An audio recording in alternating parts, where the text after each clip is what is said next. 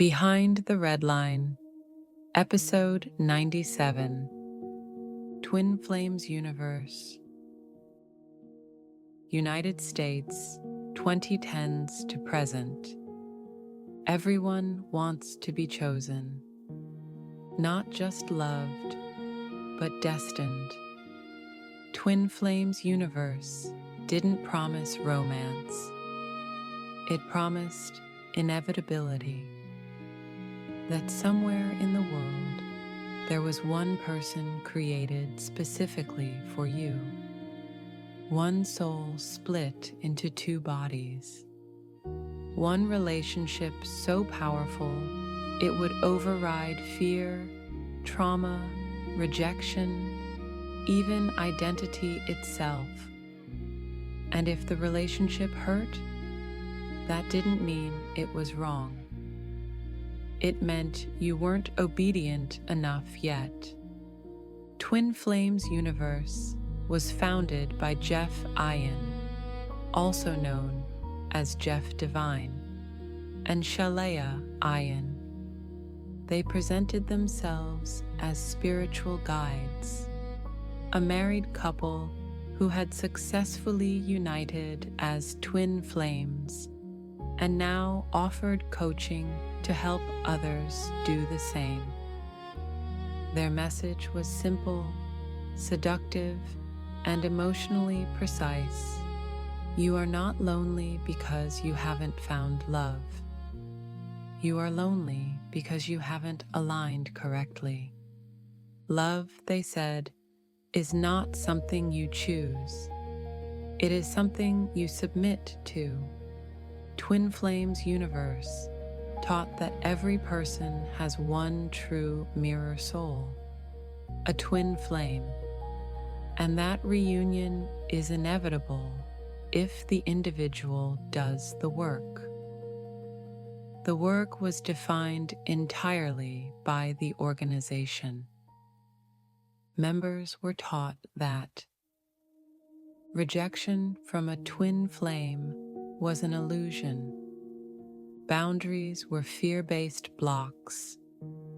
Discomfort was evidence of spiritual growth. Leaving meant choosing ego over destiny. If your twin flame didn't want you, it wasn't consent. It was resistance.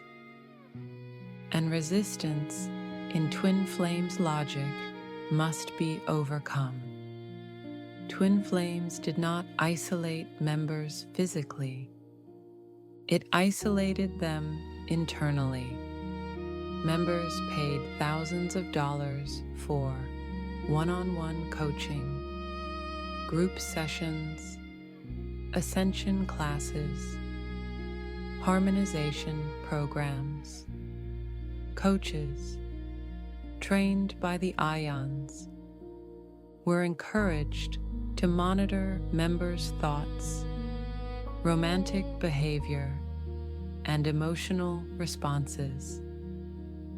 Every doubt was reframed as failure. Every hesitation was spiritual sabotage. Every outside opinion, from friends, family, therapists, was labeled toxic interference. Members were instructed to pursue their supposed twin flames relentlessly. Some were told to message people repeatedly after being blocked, show up uninvited, ignore restraining orders, view rejection as a test. Disturbingly, these behaviors were reframed as sacred persistence. If someone expressed fear, Twin Flames teachings insisted it was because the runner was spiritually damaged, not because the pursuit was harmful. This blurred the line between devotion and stalking, and then erased it. As the group expanded, the doctrine escalated. Members were told that gender identity was flexible, not as a personal truth, but as a requirement of reunion. Some women were told their twin flame was another woman, and that resistance meant denial of divine will. Others were told to transition genders to match a destined partner. This was not framed as self-discovery. It was framed as obedience. Survivors later described feeling pressured to abandon their sense of self in order to remain spiritually valid. Queer identity was not affirmed. It was assigned. Twin Flames Universe weaponized shame with precision. If members felt distressed arrow, they weren't aligned. Jealous arrow, they were in ego. Hurt implies they were spiritually immature. There was no emotional state that allowed exit. Suffering meant stay. Clarity meant stay. Doubt meant stay. Leaving meant spiritual failure and the loss of destiny itself. Members reported feeling constantly observed, not through cameras, but through community. Private thoughts were shared in coaching sessions and then used against them later. Emotional vulnerabilities became tools for correction. The group didn't need a compound. It lived inside people's heads.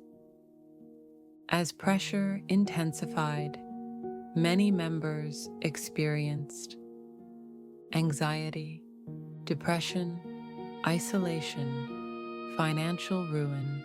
Some were encouraged to quit jobs. Others cut off family relationships. Romantic rejection escalated into fixation. Love became obligation, and obligation became harm. Former members began speaking out. Their stories were strikingly similar despite geographic distance. Coercive coaching, emotional manipulation, identity destabilization, romantic obsession framed as destiny. Many described needing years to untangle their sense of self from the ideology. Some still struggle to trust their own emotions. Investigations and documentaries brought Twin Flames universe into public view. The response from leadership was predictable. Critics were dismissed as unawakened. Survivors were framed as failures. Harm was reframed as misunderstanding. The doctrine remained intact. Because belief systems built on destiny are hard to disprove. Twin Flames universe is not dangerous because it is loud. It is dangerous because it is intimate. It does not isolate you from the world. It isolates you from your own instincts. It replaces consent with fate, boundaries with ego, and love with obligation. Twin Flames universe teaches that love is inevitable, but love without choice is not love. It is control. Behind the RedLine exists to examine the places where power hides inside intimacy. and where the promise of connection becomes a tool of domination. Because the most dangerous cults don't threaten you with punishment. They threaten you with being alone forever.